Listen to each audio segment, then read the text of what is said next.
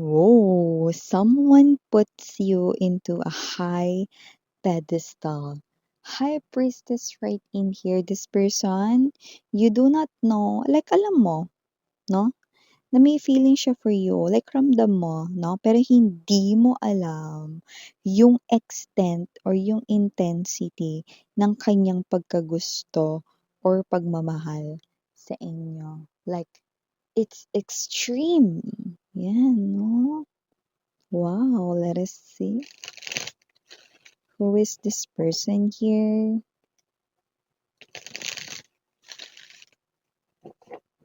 Let's see if this person is already present in your life or you're already connecting sa kanya physically or in this 3D world.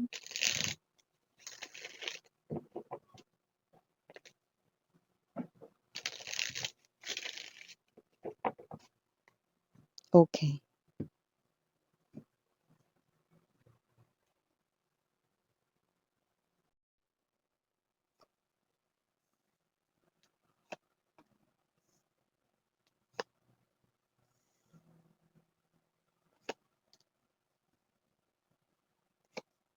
Wow. Okay, I love it. Ten of Cups, Knight of Coins, King of Swords. Yan, no? Okay. This person here is stepping in, no, from time to time dito, no, sa kanyang world. Nagsi-step out siya sa sarili niyang world dito, no. Maybe just to see you, Yaki. I just heard, no, check in, no. Maybe this person here is checking you out, no, from time to time, no, katrabaho mo man 'to or hindi, okay? Or madalas mo man siyang nakikita or hindi, this person here keeps on checking you out, no, because this person here has a lot of concern for you. Six of Cups energy, okay? I'm picking up, no, superb usage, no, or sobra-sobrang paggamit ng social media. Just to check you out right in here, no? And I do see that this is your person, okay?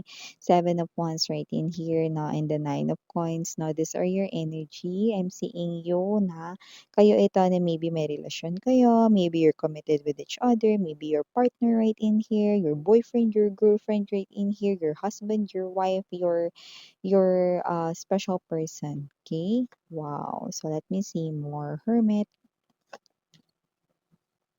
Three of Coins. There could be a physical distance right here, like maybe your LDR, okay, or maybe you could be far away from each other, okay. There's distance, but when it comes to emotions, super lapit and it's very clear, no? You also love this person here, you know.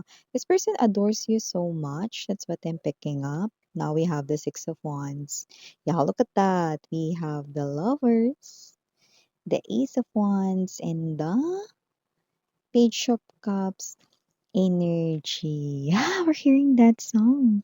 I just called to say I love you. Yee! Yeah, this person right here, no, could be using, no, sobra-sobra yung social media, no, checking you out. Maybe this person right here always calls you, no, hi babe. O bakit babe, ba't ka napatawag? Miss na kasi kita. Kakatawag mo lang mga ilang minuto lang Miss na kasi kita. Yee! Yeah, this person here is sweet. Nakikita natin yon. Page of Cups energy, no. And with the Ten of Cups right in here, no. Knight of Coins, King of Swords, ano ba ibig sabihin nun? Matagal na raw siya rito mga babes, no? Na nakapagdesisyon, okay, na ikaw yung person, no, na ibibuild niya yung kanyang future with. Gusto kanya makasama dito sa tinatawag dito na bubuo ng home, bubuo ng family, no? You will have lots of children, mga ganyan, no? And you will have, that kind of um, pagsasama na matibay 'no, yung masaya, happy family, 'yan 'no. So, yun nakikita natin dito. So, before we dive wow, that's a beautiful song, 'di ba? So, before we dive more sa inyong reading collective, let me just make bati lahat muna. Hi and hello there everyone. My name is Yan. Welcome new subscribers, returning Istam buyers. Thank you sa inyong walang sawang love at support for me. At kung hindi niyo pa meron pa tayong other channel, link is down below sa ating description box.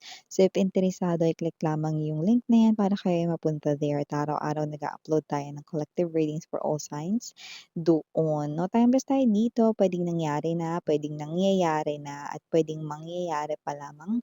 Kaya naman, just take only what resonates, babe, 'no? And siyempre, may free will kayo or meron kayo or malaya kayo ditong gamitin, 'no? Kung gusto ninyong gawing guidance sa mga messages or hindi, 'no? But here, I do see two people in love. Yan, 7 of Wands energy. Alam mo, madalas kang pinapakilig nitong person na 'to, 'no? And if you're single right now, because I'm also picking up that with the 9 of Pentacles energy, 'no? You were definitely papasok, 'no? Sa isang klase ng nakakakilig na relationship, 'no? And I do see na itong tao na 'to, 'no, nakikita ko na high chance na mabu-view ka talaga niya, 'no, na kasama niya sa kanyang future, 'no? Like there's no one else siyang makikita or, papangarapin na makasama, 'no, maliban sa'yo. Like wali, 'di ba? So nakikita natin dito na yung iba matagal na kayong committed with each other, matagal na rin siya nakapagdesisyon. Okay, na talagang ikaw na yung gusto niya makasama dito sa tinatawag na habang-buhay or forever. Yung iba naman, kung hindi pa 'to umaamin ng emotions and feelings, like hindi pa kayo legaling kayo or hindi pa kayo officially na kayo, matagal na siya ritong may gusto sa'yo. May gusto sa'yo itong tao na 'to 'no, long time ago na at nakikita natin dito that this person right here is kahit hindi pa siya dito nagko-confess ng emotions and feelings, matagal na rin siyang nakapagdesisyon na kayo talaga yung gusto niya ritong makasama habang buhay, makabuo ng family, 'no? This person right here is someone who is not just your lover but also your friend. With the Six of Cups energy, this person right here, nakakaramdam siya rito ng comfort whenever you're around, 'no? Yung mga sinasabi mo, very uplifting, 'no? Nakaka-encourage sa kanya rito, 'no? Alam mo yung energy ng person mo, 'no? Sometimes sa panghihinaan siya rito ng loob, but every time you speak, this person right here parang bigla na lang na lumalakas yung kanya ritong loob, 'no, because of you, 'no. You are very impactful for this person. Malakas yung influence mo rin sa kanya, and I do see that this person here loves you so much to the point that whenever you're experiencing ups and downs, ganun din siya. Whenever you're sad, this person right here is also sad, 'no, and in panic mode, okay, na parang gusto niya na mawala agad yung sadness mo, na gusto niya i-uplift yung soul mo, gusto niya mga babes 'no, na kayo ay gumaan yung pakiramdam ninyo 'no. So, whenever you're happy, this person here is really happy rin for you guys 'no. So, this person right here is someone 'no, na nakikita ko dito that even though you're far away because like what I mentioned 'no, puwedeng kayo ay LDR or kayo ay physically na malayo sa isa't isa 'no, yang ganyang klase ng energy or maaaring iba sa inyo hindi niyo siya katrabaho na puwedeng iba katrabaho ninyo. So, this person here steps in 'no, okey, ano man yung ginagawa niya 'no, parang nagta-time out siya 'no, time out muna kasi tatawag muna ako dun sa person ko, you know. And then this person right here, kahit kakatawag niya lang sa'yo, ilang minuto pa lang na this person right here 'no, nagcha-chat na siya agad, yan 'no, or tumatawag na siya ulit 'no, because this person here loves you so dearly. Yan nakikita natin dito 'no, and even though yung iba sa inyo 'no, napaka-sweet talaga ng person ninyo kasi iba sa inyo nakita ko rito, asawa niyo na siya pero ganito pa din yung pinapakita niya rito na gestures or actions towards you 'no. This person right here 'no, never fails na pakiligin kayo 'no. So nakikita natin dito mga babes 'no, na matagal na kayo at magtatagal pa kayo with the Hermit energy because we have here the Three of Coins. This person here is someone really 'no, na talagang magpuput ng effort dito at hindi ko nakikitang magsasawa siya 'no. Nakikita ko nga dito na nag-iisip pa siya rito ng paraan kung papaano pa mas mapa-improve at mas mapasaya kayo. So, nakikita natin dito that this person right here is someone, no, na inaalagaan niya rin yung sarili niya rito because alam niyang malulungkot kayo if magkasakit siya, if meron siya rito, no, na mga bagay like if masugatan siya, 'di ba? So, inaalagaan niya talaga yung sarili niya kasi alam niya na mag-aalala kayo sa kanya, you know? So, I do see two people right here coming together. Okay? If you're single right now, then you're hearing already the next relationship that you will have. And this might be as well your last, no? Dahil nakikita ko na magkaka-forever kayo. Yun ang nakikita ko ditong ebidensya at malinaw na ebidensya. Na magkaka-forever kayo, 'no? Nalalaman mo na kung sino tinutukoy ko kasi kahit yung iba sa inyo hindi pa kayo, this person keeps on, sending you messages, telling you na nandiyan siya, 'no, for you kahit na hindi niyo pa siya sinasagot, 'no? Yung iba naman kung hindi niyo pa alam yung feelings niya, nararamdaman niyo na because of the messages that he or she keeps on sending you. Yung mga words niya rito, very sweet, very, meaningful 'no, sa tawag dito 'no, ramdam niyo na agad 'no. So nakikita ko dito two people falling in love 'no, very hard talaga for each other. So I do see lovers right in here. I do see 'no, na kayong dalawa, perfect combination talaga. Nakikita ko dito yung suportang solid talaga, 'no? Suporta sa mga pangarap, suporta sa mga gagawin dito, 'no? At nakikita ko dito mga babes, 'no, na this person right here, kung matagal na kayo, 'no, prepare yourself because you are about to get married. This person right here is already preparing that thinking, 'no? Nagpe-prepare, iniisip niya na rito, 'no, what type of ring yung ibibigay niya sa inyo. But definitely that's for marriage proposal, for engagement ring right in here, not just a promise ring, especially if you are already matagal ng kayo, 'no? I do see this person right here is already preparing for this. Ten of Cups energy. I want to spend my lifetime loving you, building this family, building this home, you know?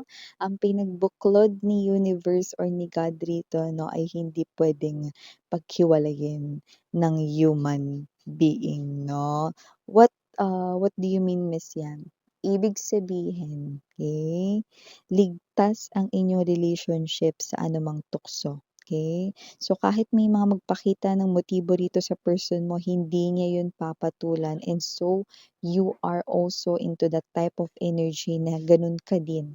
So, nakita ko dito that this kind of relationship that you will have dito sa tao na to is very powerful. Like, you are a power couple right in here, no? Like, no one can separate you from each other, and no one can break your love for each other.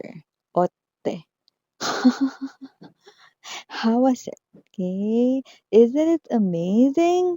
Yes, this is an amazing love story right in here. And this is not just anybody's love story, but your love story. Yes, love story mo, sweetheart. Ikaw na nakikinig ngayon, nanonood na gamit ang iyong handphone, notebook, laptop, computer, o kung anumang gamit mong gadget upang makinig at makapanood, no? Sa reading na ito. Yeah, I know you've been waiting for this. Yes, we do have here initials. We have here letter I, letter N, letter P, letter T, letter R, letter S, letter I, and last but not the least, letter A. And yeah, I'm also picking up right here, no, that your person, okay, nakikita ko dito na isa sa mga ugali niya dito is, nagsusuot siya ng mga damit na posibleng iisa yung kulay na madalas niyang sinusuot. No, paano ganun, Miss Yan? I'm picking up that this person here is someone who is simple, not really into prints. So maybe this person here, for example, love niya yung color black, no? And this person here is wearing a lot of black clothes, okay?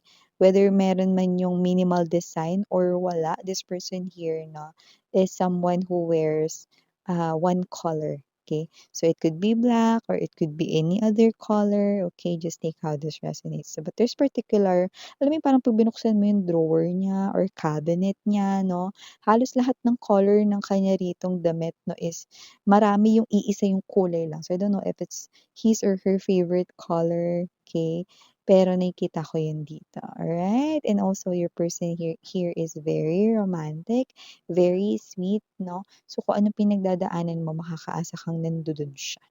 'Yan, at saka lagi ka niya ritong tinatawagan, lagi ka niya ritong kinakamusta. Parang hindi mo talaga kung LDR kayo, hindi mo talaga nafi-feel na malayo siya 'no, kasi parang ang lapit-lapit niya lang because this person here keeps on checking on you 'no. At ang maganda sa kanya naglalaan talaga siya ng time 'no.